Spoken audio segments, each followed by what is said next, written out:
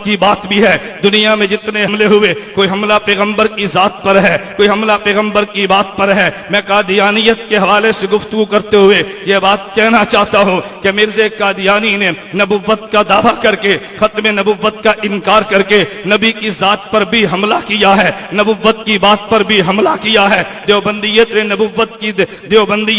नबुव्वत की जात और बात का दिफा करते हुए मिर्ज़ा कादियानी की जात को भी ज़ेरे बास लाए हैं, मिर्ज़ा कादियानी की बात को भी ज़ेरे बास लाए हैं। मैं से एक सवाल का जवाब देना वकीलाना तर्ज पे जरूरी समझता हूँ। जब हमारे उलमा हक ने मिर्ज़ा कादियानी की जात पर बहस की है, जब बेईमान शराब पीता था, बेईमान जिना करता था, बेईमान खलवत में नमहरम औरतों से अपनी टांगे दबाता था, दिन में 100 बार पेशाब करता था, बेईमान अंग्रेज का टॉट एजेंट था। बहुत सारे लोगों ने जिनके दिल में दीन का दर्द था मगर दीन का इल्म नहीं था, वो कहने लगे मौलवियत को मिर्ज़ा की जात पर एतराज नहीं करना चाहिए, मिर्ज़ा की बात पर एतराज करो, जातियात पे तनकीद करना इंसानियत को ज़ेब नहीं देता। मौलाना मोहम्मद अली जलंधरी ने देवबंदियत की तरफ से बात करते फरमाया मिर्ज़ा कादियानियत ने मौलवियत का दावा नहीं किया, उसने नबुव्वत का दावा किया है। मौलवियत की बात को मानना जरूरी है, मौलवियत की जात को मानना जरूरी नहीं है। जो नबुव्वत का दावा करता है पहले उसकी जात है फिर उसकी बात है।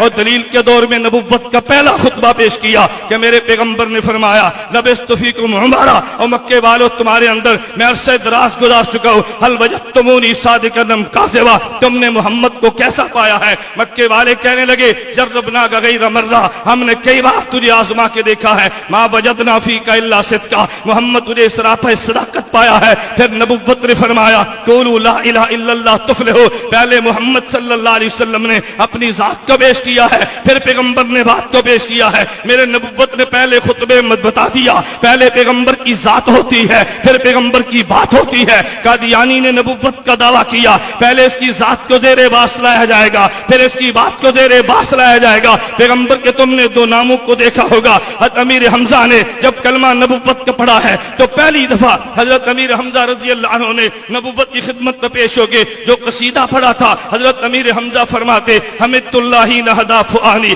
इलल इस्लाम व दीनिल हदीफी लिदीन जाअ मिन रब्बिन अजीजी खबीरिन बिल इबाद बिहिम लतीफी इज़ा तुलियत रसाइलुहु अलैना तहद्दर दमु ज़िल बिल हसीफी रसाइल अहमद मन हदाहा बिआयात मुबय्यनतिल हुरूफी अहमद फीना मुहम्मद मुस्तफा फीना मुताउन फला तासु बिल कौलिल अनीफी फला वल्ला नुस्लिमुहु लिकौमिन फलम्मा नक़ज़ फीहिम बिस्सयूफी। हज़रत हमजा ने दो लफ्ज़ फरमाए, एक लफ्ज़ मुस्तफा था एक लफ्ज़ मुता था। मुस्तफा पैगंबर की जात को कहते हैं, मुता पैगंबर की बात को कहते हैं। अल्लाह नबुव्वत के लिए पैगंबर की जात को चुनता है, बात को हुज्जत करार दे देता है। कादियानी तूने नबुव्वत का दावा किया पहले तेरी जात देखे गया कि सर पे ताज नबुव्वत को सजाया जा भी सकता है या नहीं, फिर तेरी बात को देखेंगे। मैं इसको यूं कहता हूँ हजरत मौलाना ज़ियाउल कासिमी खतीब यूरोप एशिया ने इस बात को यूं समझाया, फरमाया तुमने कभी देखा है अगर ट्रक किसी सड़क पे चढ़े तो पुलिस वाले ये नहीं देखते ट्रक की रफ्तार कैसी है, ये नहीं देखते ट्रक चलता कैसे है, पहले ट्रक को देखते हैं इसकी लाइट भी है या नहीं, ये चल सकता भी है या नहीं। अगर लाइट मौजूद ना हो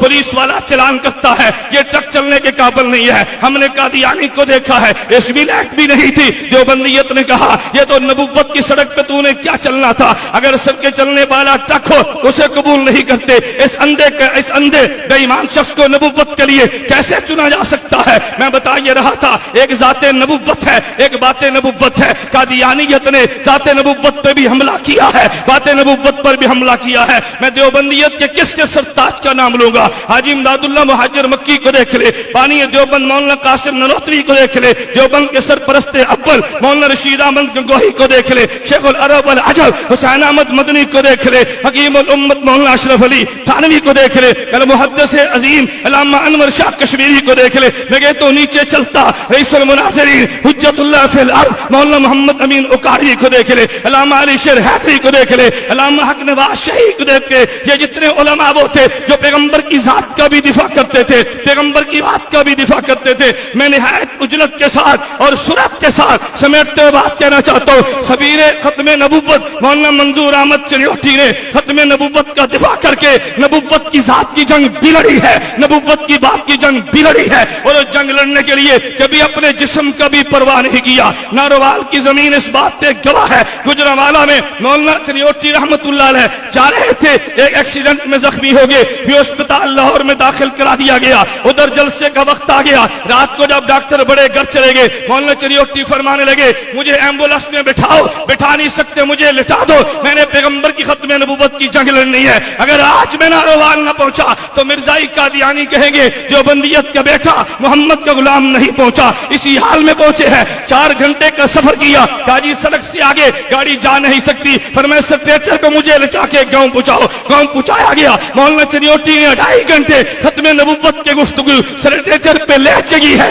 رات کو واپس لایا گیا. ڈاکٹر کہنے لگے تمہارے جسم سے خون بہنے لگا. چنیوٹی تم کیا کرتے ہو؟ فرمایا یہ خون تو مجھے ملا, میرے محمد کے صدقے ہے, یہ جتنا بہ جائے گا میرا ایمان ہوگا. اسی گجرانوالہ میں مولانا چنیوٹی رحمت اللہ علیہ کا ایکسیڈنٹ ہوا. چشتیہ میں جانا تھا, ڈرائیور بھی زخمی ہے. مولانا وہیں سے گاڑی پر بیٹھے زخمی وجود کے ساتھ, زخمی وجود کے ساتھ, خون آلودہ کپڑوں کے ساتھ وہاں چشتیہ میں پہنچے. مولانا اس حال میں پہنچے ہو؟ فرمایا جی ہاں, میرے پیغمبر کی ختم نبوت کا مسئلہ تھا. کبھی مولانا گھر میں گئے ہیں تو مولانا کی والدہ کہنے لگی منظور احمد میرے دل کو تو دیکھو, ہر روز پولیس پہرا, ہر روز چھاپے پڑتے ہیں, جب تک میں زندہ ہوں کوئی تھوڑی سی نرمی کر لو, جب میں دنیا سے چلی جاؤں گی پھر شدت اختیار کرنا. مولانا چنیوٹی فرمان لگے نہیں نہیں ماں تو نے وہ مائی نہیں دیکھی جو بیٹوں کو رخصت کرا کرتی تھی, اگر تو نے دل چھوٹا کر لیا چنیوٹی جنگ کیسے لڑے گا؟ وہ جملے نے ماں کے دل کی کایا پلٹ دی. کہا بیٹا تو ختم نبوت کی جنگ لڑ, میں ماں بن کے تیرے سر پہ ہاتھ رکھا کروں گی. ایک شخص نے مولانا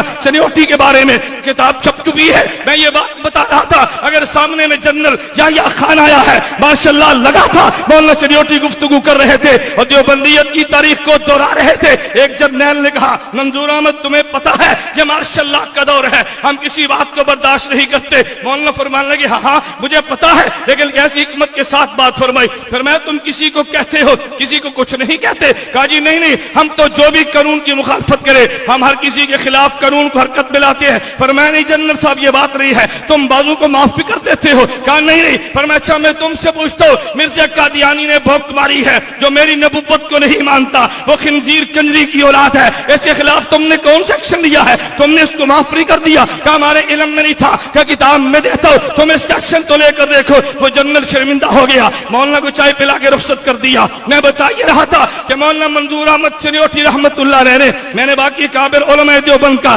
تذکرہ جان بوجھ کے چھوڑتے ہوئے آج سفیر ختم نبوت کی بات کی ہے. مولانا چنیوٹی رحمت اللہ علیہ اتنے بڑے مقام پہ بلند تھے, میں علماء سے کہوں گا, خطباء سے کہوں گا, اپنے کابر سے بڑھ کے کبھی بڑک مارنے کی کوشش نہ کرنا. مولانا چنیوٹی کو میں نے عجیب دیکھا, ان کے حالات میں لکھا ہے. ایک شخص کہنے لگا حضرت مجھے آپ یہ تو ارشاد فرمائیں, آپ کے اکابر اتنی مشقتیں برداشت نہیں کرتے تھے, اتنی شدت سے جنگ نہیں لڑتے تھے, وہ تو بہت نرمی بھی کر لیتے تھے. آپ کے استاذ کا نام لیا, فلاں استاذ اتنا سخت نہیں تھا جتنے آپ سخت ہیں. مولانا چنیوٹی نے یہ نہیں فرمایا میرے استاد میں غیرت نہیں تھی, اس میں دلیل نہیں تھی, نانا فرمانے لگے میرے استاد نے بھی شریعت پر عمل کیا, ایک عمل رخصت کا ہے, ایک عزیمت کا ہے, میں نے عزیمت کو لے لیا, استاد نے رخصت کو لے لیا, میرا استاد بھی ٹھیک ہے میں بھی ٹھیک. توجہ, نعرے چھوڑو, بیٹھ جاؤ بیٹھ جاؤ بیٹھ جاؤ, نعرے چھوڑو. توجہ, میں گزارش کر رہا تھا کہ مولانا چنیوٹی رحمت اللہ علیہ کو دیکھ تاریخ بھی چلائی ہے اور اپنے کابر کے انداز کو چھوڑا بھی نہیں ہے. میرے دوستوں میں ایک بات کہنا چاہتا ہوں, میں نے کہا میں کسی پہ تنقید نہیں کرتا, مجھے مسلک بیان کرنے کا تو حق ہے نا. فتح مبالہ کے عنوان پہ بات چل رہی تھی, آپ اس کتاب کو دیکھیں. مولانا کے سوانے پہ مولانا محمد مشتاق دامت برکاتہم نے بڑی مفصل کتاب تحریر فرمائی ہے. حضرت فضیلت الشیخ مولانا عبدالحفیظ مکی دامت برکاتہم, مولانا الیاس چنوٹی دامت برکاتہم, ان حضرات کے فرمانے پہ لکھی ہے. مجھے بڑا تعجب ہوا. توجہ کرنا, فتح مبالہ تھا, ڈی سی جنگ نے دفعہ 144 لگا دی, انتظار زہر تک کرنی تھی کہ زہر تک جو نہ آیا وہ ہار گیا. जोर के बाद चला जाना था। मौलाना चनियोटी दामद बरकातुहू अपने रफ़क़ा के यहाँ मखसूस जगह पे छुप के पहुंचे, पुलिस भी आ गई, कहा जी तुम्हें गिरफ्तार करना है, बात बड़ी सुनने की है। मौलाना चनियोटी फरमाने लगे भाई मैं मुझे गिरफ्तार कर लो लेकिन जोहर तक मुझे रहने का मौका दो ना, जोहर से पहले तो मैं नहीं जाऊंगा। जोहर से पहले गया तो वो कहते हैं कि वो तो पहले चला गया था। उसने कहा जी 1 बज गए हैं, आप जोहर की नमाज पढ़ लीजिए। चनियोटी उस वक्त भी मसलक का ख्याल करते,